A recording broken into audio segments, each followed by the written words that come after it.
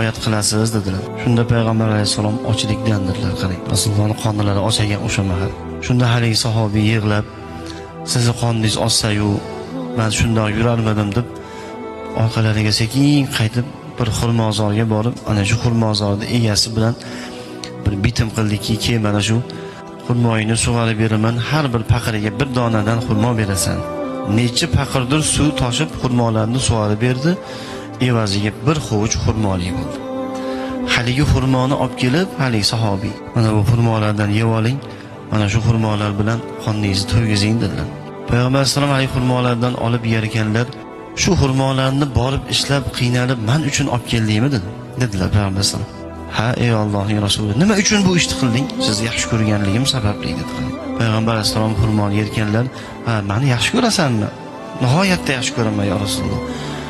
"Agar dedilar payg'ambar alayhisalom, meni yaxshi ko'radigan